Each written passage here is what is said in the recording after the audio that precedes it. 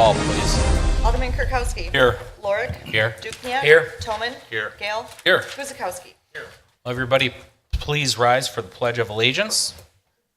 And tonight we have an Eagle Scout candidate with us. We'd like to have him lead us in the pledge, please.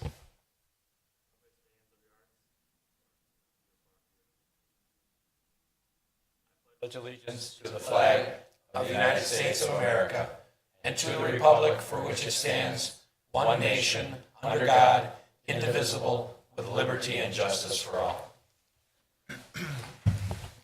Thank you very much. Has everybody had a chance to review the minutes? If there are any comments or corrections? If not, motion? I'll move to approve the minutes of the November 7th, 2017 meeting. Guzekowski will second. Roll call. Alderman Lorik. Aye. Dukenyak. Aye. Toman. Aye. Gale. Aye. Guzekowski. Aye. Kirkowski. To open tonight's meeting, we have an informational by a Life Scout from Troop 316. Tim Kent's going to provide the council on some information regarding his Eagle Scout project. So, Tim, would you like to come up?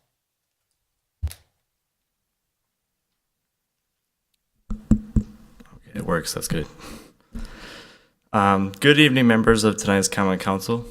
My name is Tim Kent, Life Scout of Troop 316. I am a junior at Oak Creek High School and am striving to reach my Eagle Scout rank. To reach this rank of Eagle, every Scout must provide a project to help the community.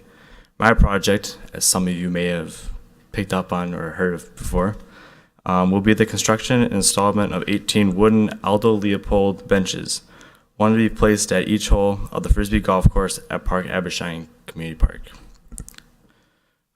This project will allow for golfers to take periodic breaks as they walk through the course and perhaps wait for someone in front of them. As you can expect, I cannot do this project alone. That's why I've come tonight to ask for donations, big or small, to help to fund my project and increase the overall appeal of our great parks which are used regularly. I hope you all decide to help me reach my goal so I can reach out and help those in favor of my project. Thank you for your time, and I'd be happy to answer any questions you may have. Well, I guess I'll start out with a couple questions, Tim. How much are you anticipating you're going to need for this project to benefit our park system? After looking at different prices for the type of materials I needed, I established a goal of $1,000, which I have been working on for the last month. And what means are you funding it? PayPal, or what are the options for people? Actually, I'm right here. I have a GoFundMe page that there's a link to that I think you might have it already if you want to distribute that, or checks payable to Troop 316, or just cash on hand, which I get from people that hear about it. Questions from the council? Comments? Steve? Could I have that? I didn't get any information on this, so could I get that GoFundMe name? I have the link here. Or you can give me your address and I'll send you something that way. If that's appropriate to ask at this forum. Yeah. Should I say in the mic? Yeah, please, go ahead. 7302 South 27th Street. 7302? Yeah. Okay. Thank you. Anyone else? Well, Tim, I think it's a very admirable project. I think it's going to benefit many of the residents here in Oak Creek, particularly those at the golf course. So I'm going to start you out with a cash donation, seeing as my wife allowed me to have money. And if you'd like, you can take that tonight. All right. Thank you. Get going towards your project. I know people have been out there, so please keep us abreast of where you're at. We appreciate your efforts, and again, we need more people like you setting an example for the youth here in Oak Creek. Yeah, thank you. Thank you.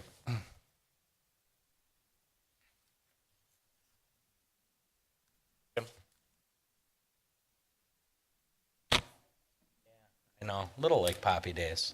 Yes. Again, I'd encourage you all, if you can, please help the young man out. We'll benefit our parks. So, moving on. First public hearing of the night is a Consideration of a request by Kevin Kennedy of Walden OC LLC to rezone the properties at 1700, 1750, 1800, 1816, 1848, 1850, 1900 West Drexel from RS3 Single Family Residential to B6 Interchange Regional Retail. Got that? Public hearing number 1 is to consider a request by Kevin Kennedy, Walden OC LLC, to rezone the properties at 1700, 1750, 1800, 1816, 1848, 1850, and 1900 West Drexel Avenue from RS3 Single Family Residential to B6 Interchange Regional Retail District. No change to FW Floodway or FF Flood Fringe. The applicant is Kevin Kennedy, Walden OC LLC. Property owner is Walden OC LLC. There follows the legal description. Date of notice is October 25th, 2017. Catherine. Doug? Thank you. Good evening. I am Doug Seymour. I'm the Director of Community Development for the city. And this is a public hearing and a request to rezone the properties that Catherine mentioned from RS3 Single Family Residential to B6, which is Regional Retail. And just the notation that whatever is floodway right now or flood fringe remains, that's not affected by this rezoning. So the larger parcel at 7700 South IKEA Way was rezoned to this new B6 Interchange Regional Retail District earlier in 2016.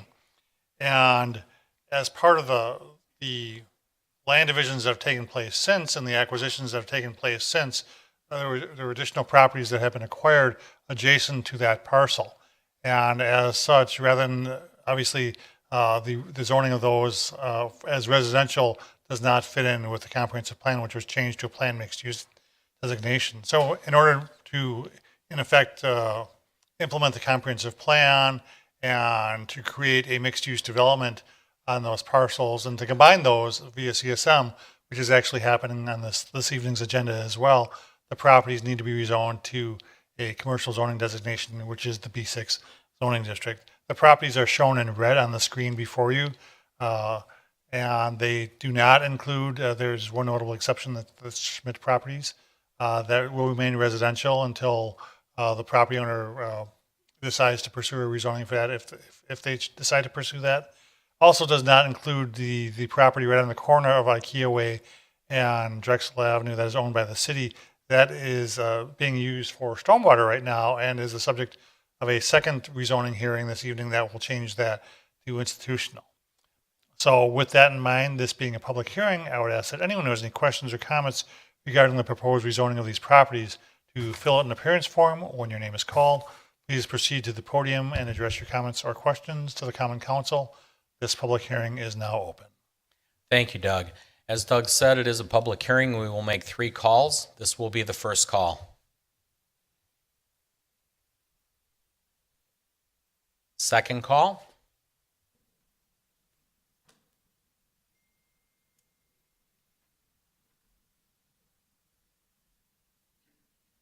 Thank you, Mr. Dagner.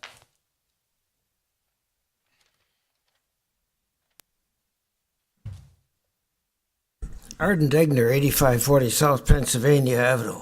I'm surprised at this I-1 zoning for stormwater because I was under the impression I mentioned to the fire chief last night. There has been a big push for the last dozen years for a number 4 fire station. And I thought this I-1 section would be a start of a located fire station in the middle of this urban area. So I'm surprised at this change to stormwater. Thank you. Thank you for your comments. Actually, this rezone does not include that parcel. Not this particular item, but That one will it be will coming follow, down yeah. the way here. in a And we minute. can explain it then, but it's, in essence, it really couldn't be developed for that, Mr. Degner. That was a property that was acquired for stormwater purposes for the reconstruction of Drexel Avenue and IKEA Way, and it would not be large enough to accommodate anything but the stormwater management features.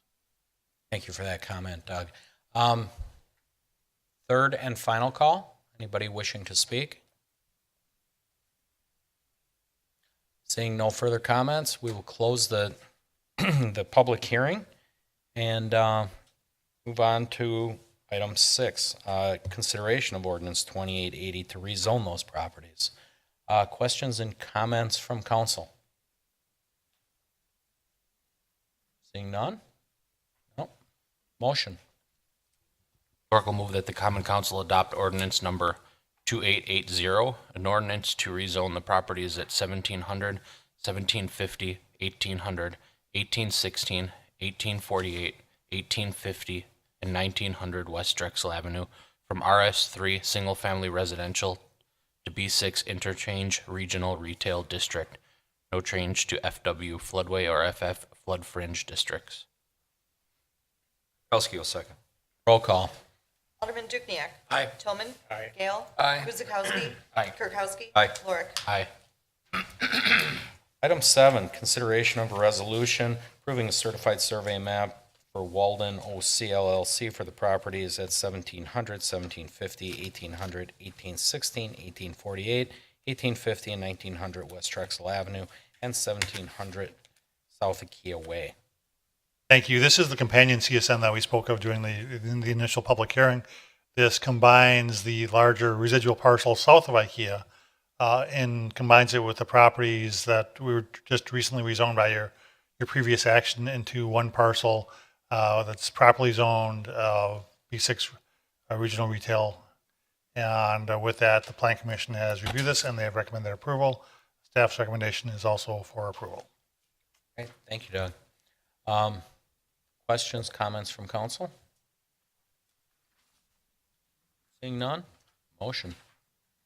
Clerk moves that the council adopt resolution number 11882-112117, a resolution approving a certified survey map for Walden OC LLC for the properties at 1700, 1750, 1800, 1816, 1848, 1850, and 1900 West Drexel Avenue and 7700 South IKEA Way. Kirkowski will second. Roll call. Alderman Toman. Aye. Gale. Aye. Guzekowski. Aye. Kirkowski. Aye. Lorik. Aye. Dukniak. Aye.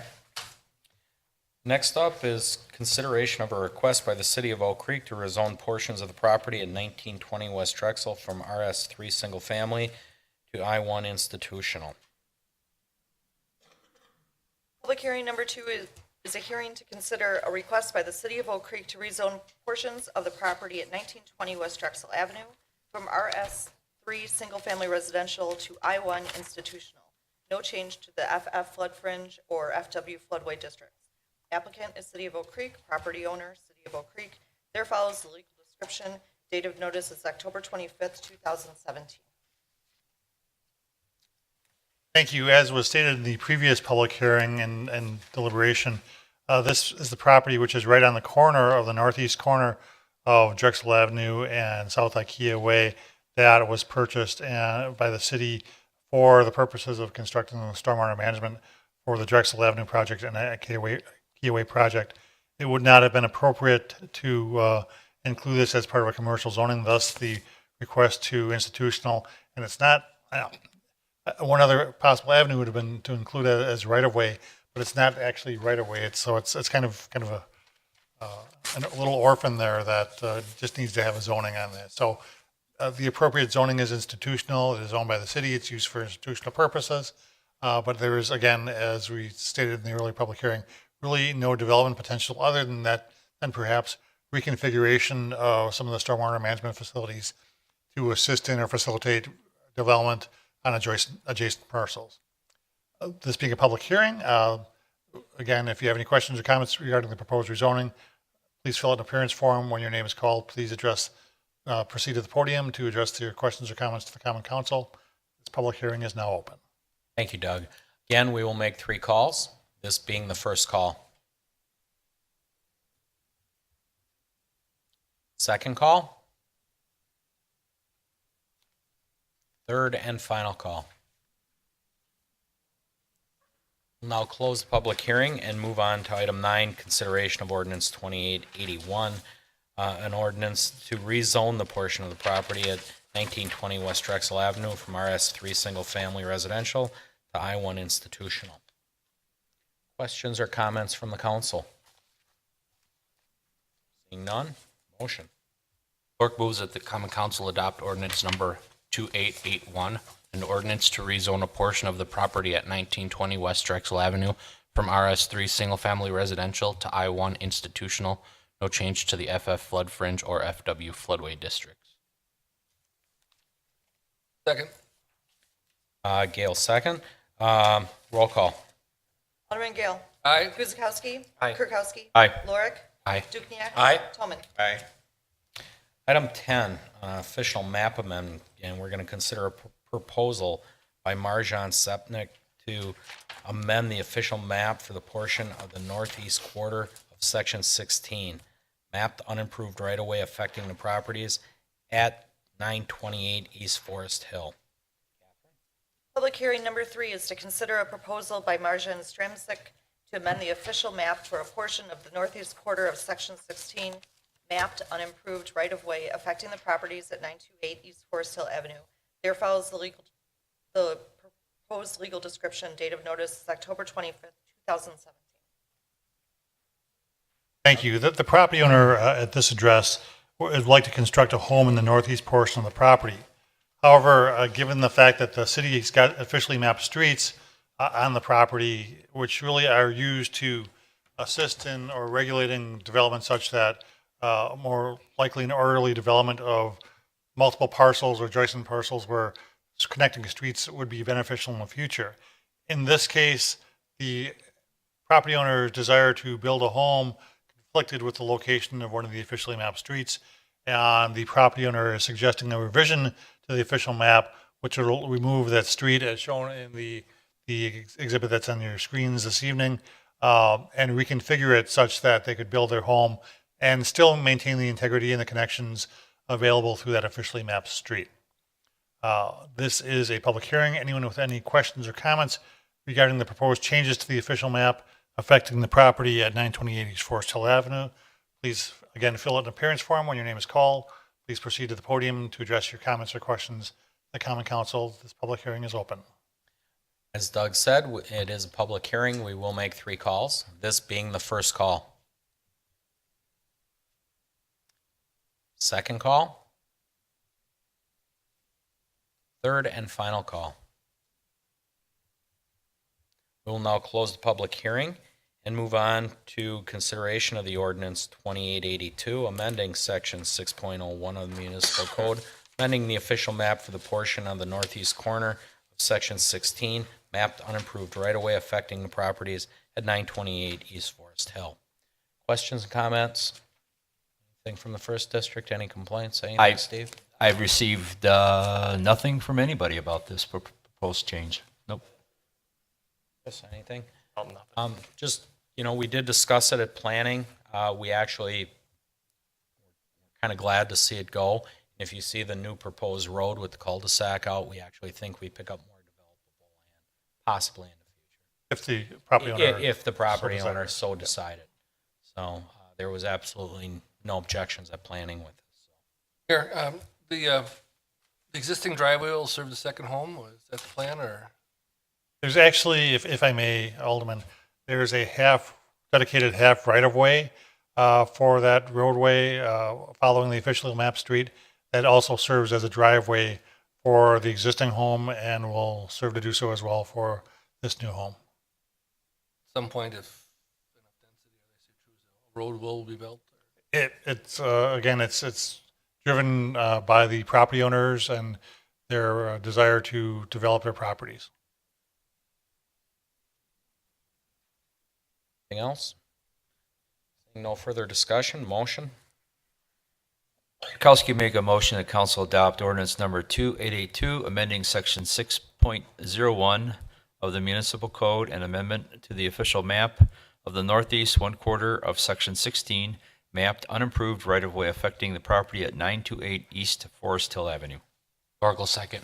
Roll call. Alderman Guzekowski. Aye. Kirkowski. Aye. Lorick. Aye. Dukenyak. Aye. Toman. Aye. Gale. Aye. Next, we have consideration of a proposed amendment for a code amendment to section 17.0501, sub B, sub 6, sub A, and 17.0501 sub B sub 6 sub B to allow for larger accessory structures in a residential zoning district. Catherine? Public hearing number 4 is to consider a proposed amendment to section 17.0501 sub B sub 6 sub A and 17.0501 sub B sub 6 sub B to allow for larger accessory structures in residential zoning districts. Date of notice is October 25th, 2017. Doug? Thank you. I mean, over the years, the staff and the Plan Commission has at various times received several requests for accessory structures in residential districts, which are larger than the code allows. And really, for residential properties less than a half acre right now, a 720 square foot accessory building is the largest size that can be constructed. Now, granted, you can construct up to 2 of those, but economics sometimes dictates and space dictates that you don't necessarily need 2 smaller or relatively small accessory buildings like that, but you need something that's larger than, in essence, a 2-car garage.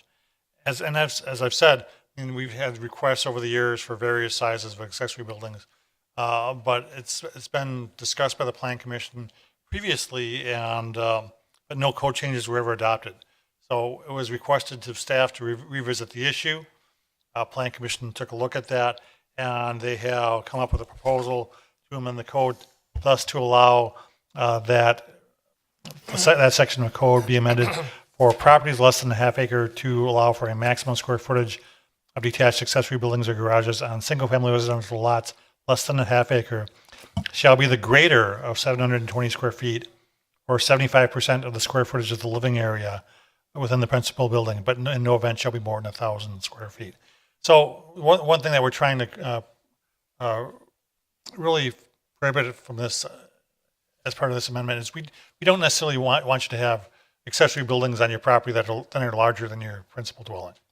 And that's why you have that kind of caveat in there that can't be greater than 75% of the principal dwelling. For lots greater than a half acre in size, it allows for up to 1,200 square feet. So again, acknowledging that on a little bit bigger lot, you've got a little bit more room and can allow for a little greater accessory building. Again, with that caveat that it can't exceed 75% of the square footage of your principal dwelling.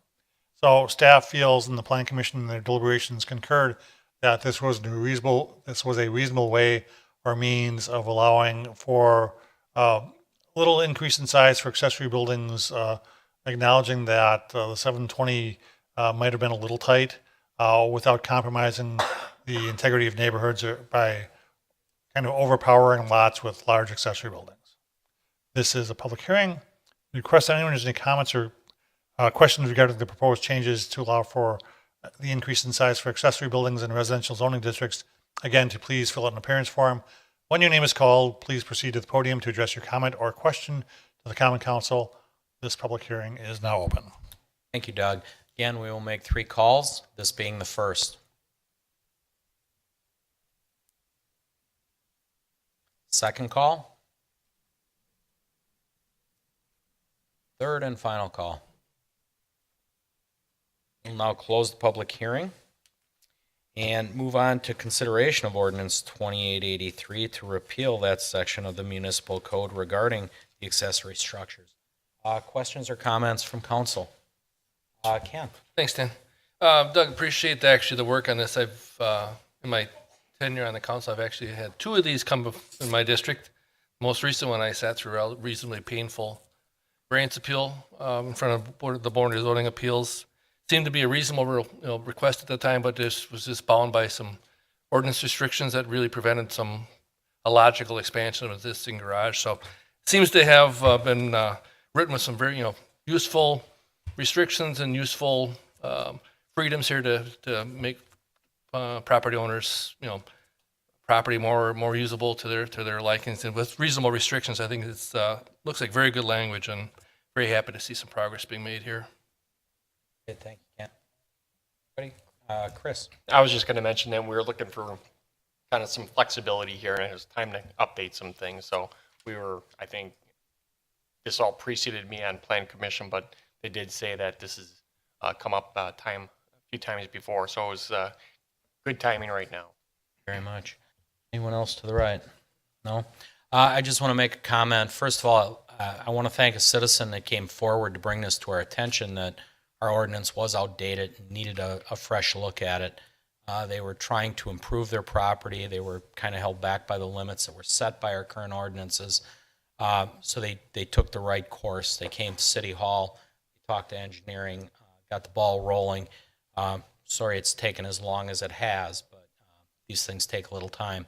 And secondly, I'd like to thank Doug and his staff. They did a really nice job getting the language, as Ken pointed out, to make sure that we've really covered our bases on this as far as the size of the structures, and the setbacks will prevent quite a bit of that on the half-acre lots. So I think it's a step in the right direction, and again, kudos to both the staff and the citizens for bringing this forward. It's really how we kind of find these things out sometimes, is through trial and error, but thank you. So with that, motion.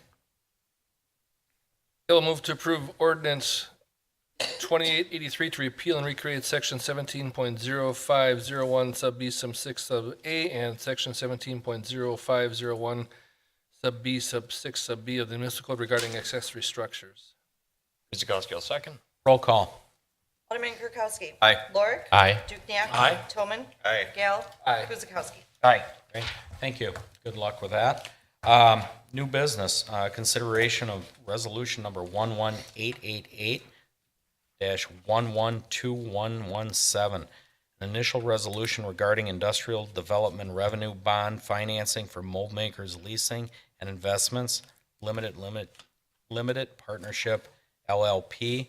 Project information with respect to the job impact of the project that will be available at the time of consideration of the initial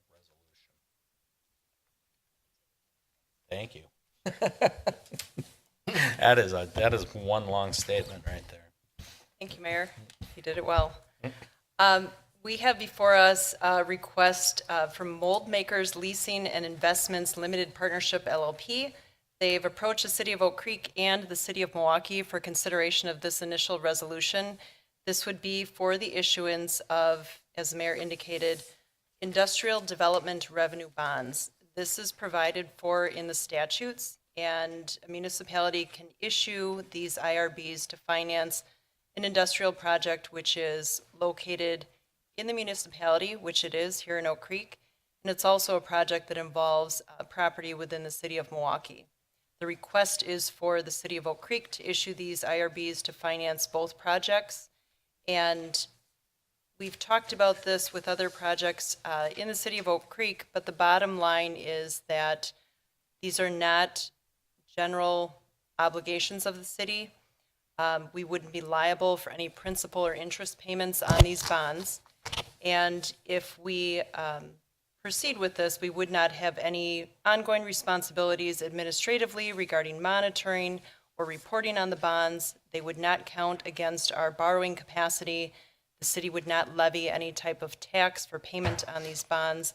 We are simply the conduit through which this issuance will pass to provide for a lower rate of interest. This is the initial resolution. The intention is to issue these revenue bonds in an amount not to exceed $7 million on behalf of mold makers. If the council does proceed with adopting this initial resolution, it's anticipated that the public hearing would be on December 19th at the time for consideration of a final resolution for issuance of the IRBs. We have Attorney Linda Templin here as well. We're going to, I believe, hear some information about job creation and perhaps some other background if necessary for the council.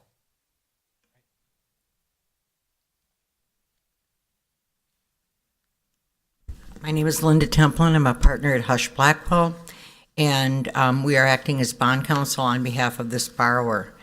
As your attorney pointed out, the bonds are, it's a conduit bond issue. We came to you a couple years ago on a similar project. I think it was Susie's. And we're in kind of a fire drill with this project. And the reason is, if you've been following the tax legislation, the House bill would propose to abolish private activity bonds. The Senate bill did not make a similar proposal.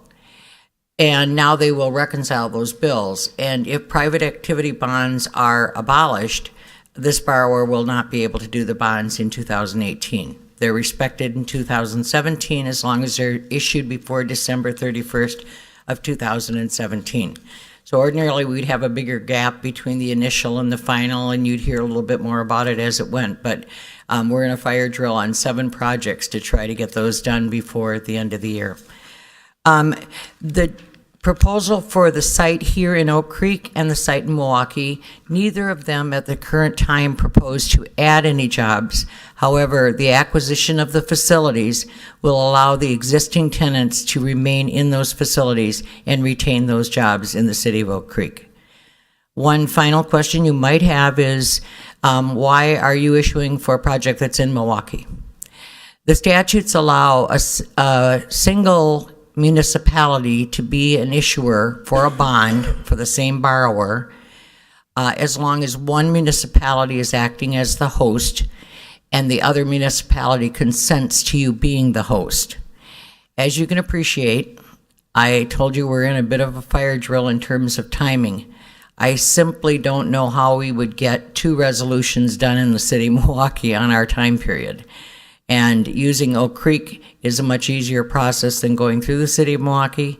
We do go to them for an initial resolution that they will consider, have already considered, saying they're fine with you being the conduit issuer. It does not change the nature of what your attorney has told you. Neither project result in any liability to the city. Questions, comments? Has there been any past history of the city engaging in this type of activity before? Yes, a couple years ago, you did Susie's Cheesecake that way, and I'd be happy before the final resolution to provide you a list of the similar types of projects that have been done all around the area. And the bonds are up to $7 million. You have a feel, I understand it's for acquisition cost. Did they intend to spend any money for upgrades? Or? Yeah, they're absolutely. The under federal tax law, if you use tax-exempt bonds to acquire an existing facility, you must, within 2 years, spend an amount equal to 15% of the bond proceeds used to acquire the building. And I say that a little slower simply because they don't have to do rehab costs on the amount of equity they put in, and there's a considerable amount of equity going in here. But I think currently, if I'm remembering the budget numbers right now, it's looking at, as between the 2 facilities, over $800,000 in upgrades. Okay, so $7 million is a piece of the capital stack here. It's not the entire. This, no, the entire amount, I think, is in excess. It's 8.8 or something like that. And we fully expect that that bond amount will be finalized to sharpen the pencil on that, on sources and uses. It's more apt to be in the neighborhood of 6.3 when we come back with the final resolution. Great.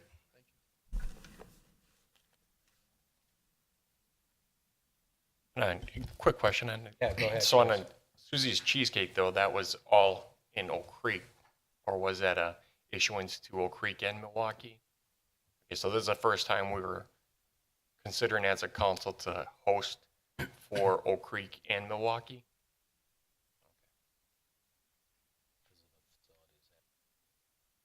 All right, what was that? That's because they have 2 facilities, one in each city.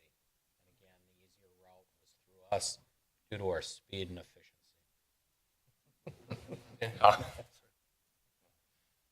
Mayor, I know it was stated a couple times, and I just want to reiterate the point for those who may not have dealt with these, but why do we do these? Why are we asked to do these? These enable private entities to enter the tax-exempt bond market. So essentially, they benefit from the tax-exempt interest, and that can be, 2 to 4 points. And when you're talking these kind of dollars, that's a significant tool for these private companies, entities. So we just serve as the conduit, so they are enabled to get that tax-exempt interest rate. Important part, there's no financial impact to our citizens. Yes, Ken? Just confirm with the city attorney that from her perspective, her and other staff are comfortable and have had enough time to review, even though Milwaukee may have a fire drill. We don't necessarily have to. Just want to make sure we're good with our review. Yes, Alderman Gale, we're good. I've had opportunity to confer with Attorney Templin. We've been through this in the past, and this was a quick turnaround, I think, by city staff. Kudos to the clerk's office as well in terms of pulling this resolution together, working with Hush Blackwell. I think that it is a testament to the council in terms of past history and past issuance. So we are in good order and ready to proceed. Any other discussion or questions? Motion? I'll move to approve Resolution 11888-112117, initial resolution regarding industrial development revenue bond financing for Mold Makers Leasing Investments Limited Partnership LLP project. Information with respect to job impact of the project will be available at time and consideration of the initial resolution. Oracle second. Roll call? Alderman Lorik. Aye. Dukenyak. Aye. Toman. Aye. Gale. Aye. Guzekowski. Aye. Kirkowski. Aye. Item 15 is consideration of a motion to approve the 2018 regular combined common council meeting dates. We all kind of covered this the last time through. If you've done your reading. Any comment, Catherine? I haven't had any feedback from any of the council after that discussion. If you remember, we looked to vacate January 3rd and July 3rd from regular council meetings. Basically, it has to do with both the holidays. Questions? Comments? Motion? Kirkowski make a motion to approve the 2018 regular combined common council meeting dates. Oracle second. Roll call. Alderman Dukenyak. Aye. Toman. Aye. Gale. Aye. Guzekowski. Aye. Kirkowski. Aye. Lorik. Aye. Item 16 is consideration of a motion to concur with the mayor's appointments. We have a 4-year term with Community Development Authority. Traffic and Safety is a 3-year term. Board of Health is a 3-year term. Water and Sewer Utility is a 5-year term. These are all returning board members. I reached out personally to each of them to thank them for their service and also to see if they wanted to continue in their roles. All were very enthusiastic as sticking around and again, serving the community. So again, I'd like to thank them for their prior service and their future consideration. Questions concerning any of the candidates? Motion? Thank you, Mayor. Gail will move to concur with the mayor's appointments as listed. Guzekowski will second. Roll call. Alderman Toman. Aye. Gale. Aye. Guzekowski. Aye. Kirkowski. Aye. Lorik. Aye. Dukenyak. Aye. Item 17 is our vendor summary report. Please take a look and let's see, Bridget, who's here to answer questions? Doug? Mike? Sure, yes. All right.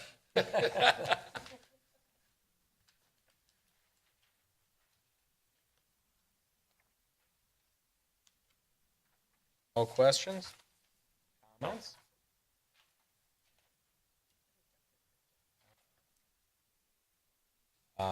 When you're satisfied, motion. Gail will move to approve the vendor summary report in the amount of $476,419.04. Guzekowski will second. Roll call. Alderman Gale. Aye. Guzekowski. Aye. Kirkowski. Aye. Lorik. Aye. Dukenyak. Aye. Toman. Aye.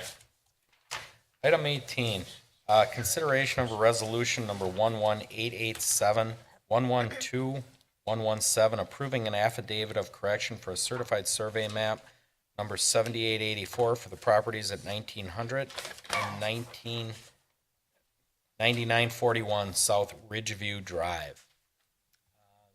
Doug, you got this one? And then we do have one comment when you're done, Doug.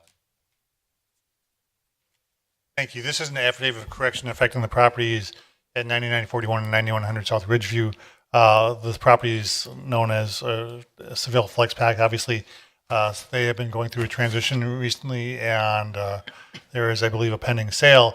As part of the due diligence for that and in the review of the existing certified survey maps that created these parcels or redivided these parcels, the title company came across some language that was inconsistent and such that I referred to an outlot which didn't exist. There was also some language with respect to vacation of some right-of-way which never occurred, and some language with respect to ingress and egress easements, which are being clarified by this affidavit of correction.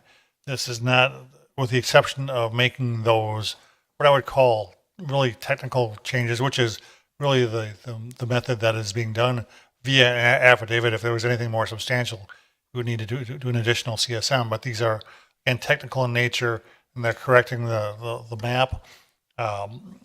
The Plan Commission and staff's review of that did identify, and I think this is the point of discussion that will take place, is that there are unused laterals that need to be abandoned at the main in accordance with the water and sewer utility.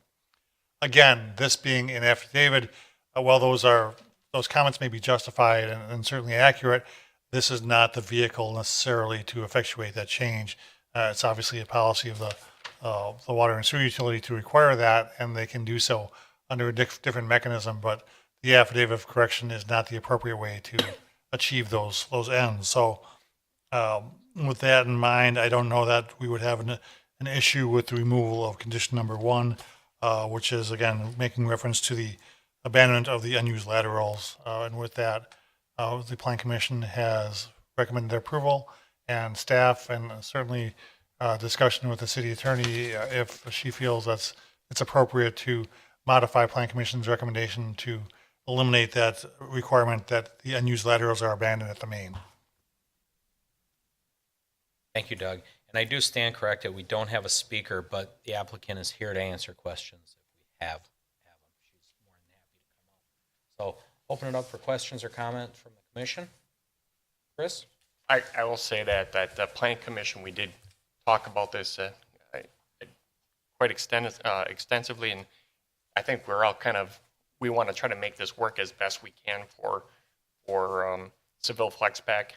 And so I agree with Doug with if we remove number 1 here, that probably makes the most sense. Anyone else?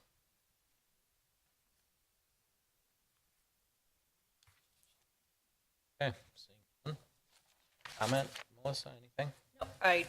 Thank you, Mayor.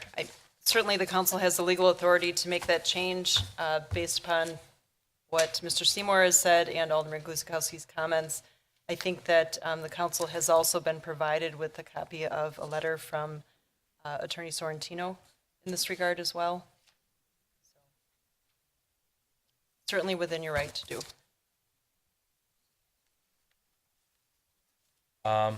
With that, we'll ask for a motion.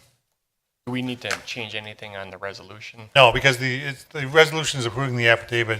The affidavit does not reference the water and sewer utility laterals. Guzikowski makes a motion to accept resolution number 11887-112117, approving an affidavit of correction for certified survey map number 7884 for the properties at 9900 and 9941 South Ridgeview Drive. Kirkowski will second. Roll call. Alderman, excuse me, Guzikowski? Aye. Kirkowski? Aye. Lorik? Aye. Dukenyak? Aye. Toman? Aye. Gale? Aye. Item 19 in engineering, consideration of resolution number 11885-112117, approving the Eastbrook Preserve Development Agreement for the design and installation of public improvements at 1200 East Ryan Road and 9349 South Nicholson Road. Doug? Oh, Mike. Yeah, we're in engineering. Sorry about that. No problem. Thanks, Mayor. Yes, this is the development agreement for the Eastbrook Preserve residential subdivision, single-family lots. Proposed to be 68 lots to be constructed in 2 phases. Phase 1 would be the southern portion of the development. Phase 2 would then, of course, be the north. And this is in the vicinity of Nicholson and Ryan. Old Ryan Road, and this has been before the Plan Commission and the Council on a number of occasions for different aspects of the development. We are talking about the development agreement, which handles many of the aspects of the public infrastructure that the developer will have his engineer design and his contractor construct, and then ultimately turn over to the city for our ownership and maintenance going forward. So basically, this handles the public streets, sanitary sewer, water main, storm sewer, street lights, sidewalks, stormwater features, street lighting, and street trees. Basically, all of the public infrastructure. And so this agreement is pretty much the standard agreement that all of the developers enter into, and covers all the legal aspects of how they go about the design, construction, and the turning over of the facilities to the city. Also handles that the city will inspect the work on the public infrastructure that goes in, and those costs are also covered by the developer. So, happy to answer any questions. Any questions, comments for Mike or applicants? The only comments that I have, I mean, obviously, and as Mike had mentioned, in the early stages of the project proposal, there were some questions and concerns of area residents. Certainly, though, through the process of the planning commission meetings and other meetings, from what I've been communicated to by area residents, all of the issues have been addressed and resolved. So, no problems on the neighbor end or on my end. Thanks, Mayor. Mark, or for your co-applicant, when do you want to come up? Yeah. The poor guy can hardly talk.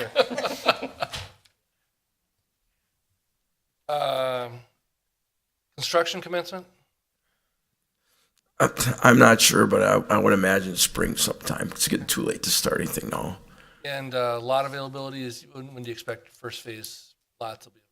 I couldn't tell you. It's up to the developer. I would imagine by midsummer, I would imagine, because I don't know if they're planning on phasing it or doing the entire grading at one time. And do you have a feel, Mark, what the estimate for lot and home package value? I'm not the developer. I couldn't tell you. It's probably going to be in the higher scale, I would imagine. I believe during their plan commission meetings, they were talking 350. Does that sound right? At minimum, higher. So that will be details of the development of agreement will be in a different phase. I mean, we wouldn't necessarily that type of information wouldn't necessarily be in a development Oh, I agreement. know minimum square footage and things like that are typically As part of the deed restrictions, and yes, and they're actually our code does require, there are minimums, and the deed restrictions kind of mirror those minimums. I'm not sure if they're asking to put tighter deed restrictions than we have or not. I must confess I've not read the deed restrictions at all.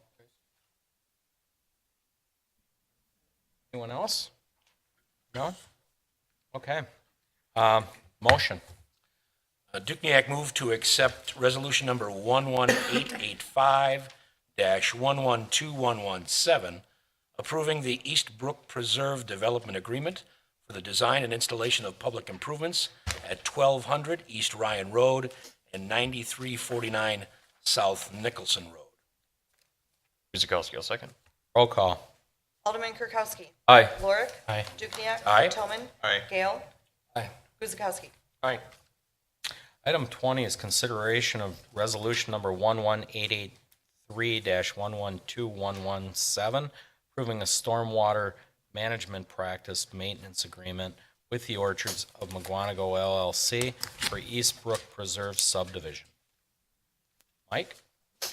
And this is, of course, related to the same development. This is the standard stormwater maintenance, stormwater management maintenance agreement, which is the agreement that will assure that the stormwater features, in particular stormwater detention ponds, will be maintained. And this agreement allows the city to take on those duties and assess the cost back to the owner if they do not fulfill that obligation. Questions, comments? I have one question for Mark. I hate for you to have to get up and talk again, Mark.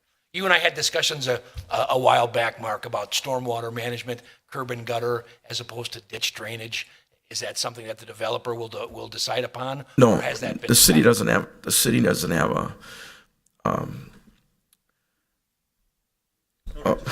a cross section that allows for open ditches anymore in any of their zoning. So it's going to be curb and gutter. It is curb and gutter. There you Okay, go. Thank you. Anyone else? So I'm in one of the last dinosaur subdivisions that has that. Do me both. Time to upgrade. Oh. There'll be Mine too. available lots come spring. Thank you, Mark. Seeing nothing else, I'll just make a comment. This is the first sizable subdivision we've seen in years come through here. It's really a sight for sore eyes. So we're really showing the direction of Oak Creek, and I'm happy to see it. With that, motion. Sure. Dukenyak move to accept resolution number 11883-112117, approving a stormwater management practices maintenance agreement with the Orchards of McGuanago LLC for the East Brook Preserve subdivision. Gale, second. Roll call. Alderman Lorik. Aye. Dukenyak. Aye. Toman. Aye. Gale. Aye. Guzekowski. Aye. Kirkowski. Aye. Item 21, consideration of resolution number 11886-112117, approving an easement agreement by and between the City of Oak Creek and 4545 2 LLC. Mike? Excuse me, I was looking for a document I want to bring up on the next topic. This is for the property that is being developed on the far southwest corner of the Oakview Business Park. And there became a need for them to cross a short segment of a city-owned outlot with stormwater pipe and some minor grading, and basically that's what this easement addresses. It spans that gap across the city parcel that allows then that storm water to discharge into a main drainage swale that is in an existing easement. So this is just another easement adjacent to an existing easement. Allows that storm water to flow to the detention pond as required. Questions, comments? None? Motion. Gale move to approve resolution 11886-112117, approving an easement agreement by and between the City of Oak Creek and 4545 2 LLC. Guzekowski, I'll second. Roll call. Alderman Dukenyak. Aye. Toman. Aye. Gale. Aye. Guzekowski. Aye. Kirkowski. Aye. Lorik. Aye. Item 22 is consideration of a motion to approve the installation of a pedestrian crossing sign and crosswalk pavement markings at the pedestrian crossing near 340 Parkway Estates. Mike, you got it?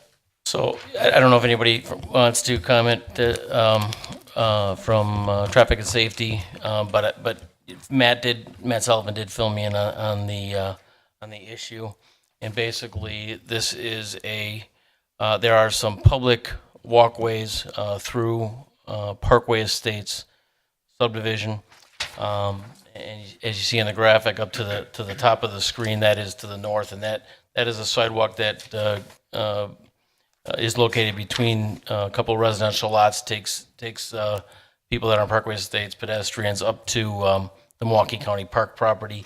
And then you can see it also continues to the south down to the next street to the south, I believe is Oakview Lane.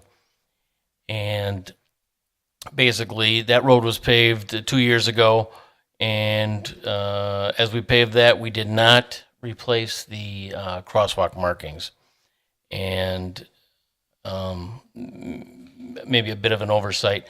At any rate, the question came then from some concerned residents of the subdivision, hey, can we make this a safer crossing? It is a mid-block pedestrian crossing, not ideal, but necessary in this case.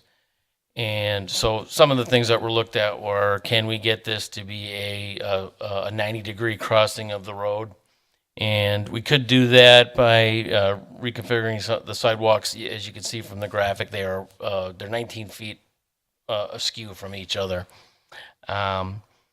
We thought that was maybe a bit overkill to undertake that project, because you would still have kind of an undesirable jog as you get to the sidewalk and then crossing down that 19 feet and going across. So basically, I think then the discussion led to, let's get this safer as it can be and get the crosswalk repainted, and then supplement it with the signs, the crosswalk signage. And so that is what everybody agreed to and thought that should be the appropriate recommendation. And Mike, I can add a little bit to that as well, being on the Traffic and Safety Committee. This was all driven by resident concerns and complaints to me, especially new residents in the Parkway Estate subdivision, thinking that the amount of traffic and the rate of speed of the traffic was abnormally high. I think Mike had mentioned, and Matt conducted the traffic study, and the amount of traffic was consistent with what it is supposed to be for that type of roadway, and the speed on that drive was 3 miles above. The average speed was 3 miles above what is posted. So, and I guess that was explained that is a reasonable speed. So, and we checked, and we certainly acknowledged the concerns of the residents, because there is a lot of traffic that moves to the Parkway. Some of the things that were brought up by the residents were speed bumps or speed ramps, and telling the residents that there have been no accidents. I think Matt went back 5 years. We had a representative of the police department at that meeting as well. I mean, there were no speeding tickets. There were thankfully no accidents, no issues. So the neighbors that were in attendance just wanted some way for those that use Parkway Estates Drive to understand that's the main thoroughfare for their subdivision.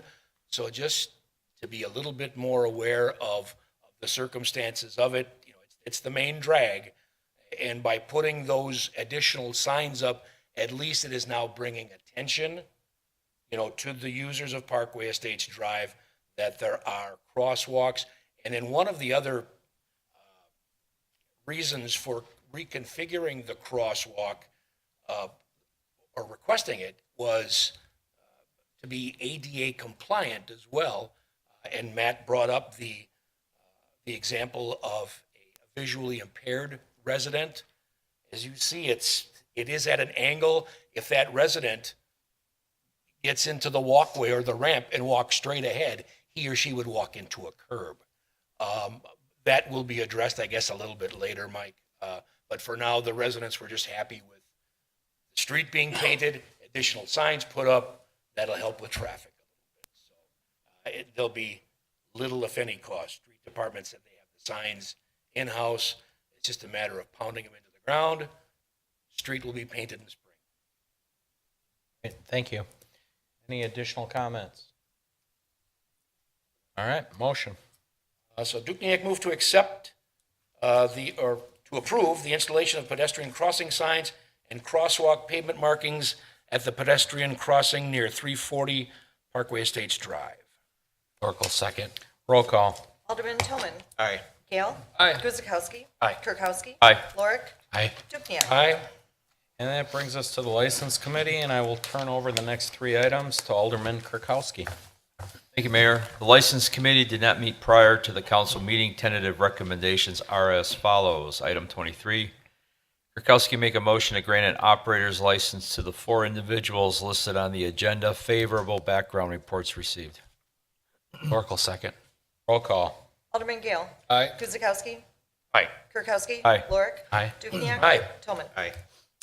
24, Kirkowski make a motion to grant a retail license transfer premise to premise for for the Class B combination license issued to Hush LLC, Christina Clausen, agent, Boot Saloon and Grill from 8950 South 27th Street to 7126 South 27th Street with release of license subject to issuance of occupancy permit. Dukenyak, second. Roll call. Alderman Gale. Aye. Kirkowski. Aye. Lorik. Aye. Dukenyak. Aye. Toman. Aye. Gale. Aye. 25, Kirkowski make a motion to grant a transient merchant solicitor license to Jeff Brady, 2210 Lonnie Lane, Racine, selling cable, phone, and internet services on behalf of Spectrum. Favorable background report received. Dukenyak, second. Roll call. Alderman Kirkowski. Aye. Lorik. Aye. Dukenyak. Aye. Toman. Aye. Gale. Aye. Guzekowski. Aye. That brings us to adjournment. Kirkowski make a motion to adjourn. Oracle, second. Roll call. Alderman Lorik. Aye. Dukenyak. Aye. Toman. Aye. Gale. Aye. Guzekowski. Aye. Kirkowski. Aye. Great. I'd like to thank everybody for tuning in, watching, or attending the meeting. On behalf of the entire Common Council and the staff, City of Oak Creek, I'd like to wish everybody a happy Thanksgiving. Please keep in mind that Thanksgiving morning, we will be having a turkey trek here at Emerald Preserve. We encourage you to come out, get a little exercise before your turkey day starts. Please bring a non-perishable item to give to those less fortunate. Hope to see you all on Thursday. Please get out there, discover, and celebrate Oak Creek. Thank you and good night.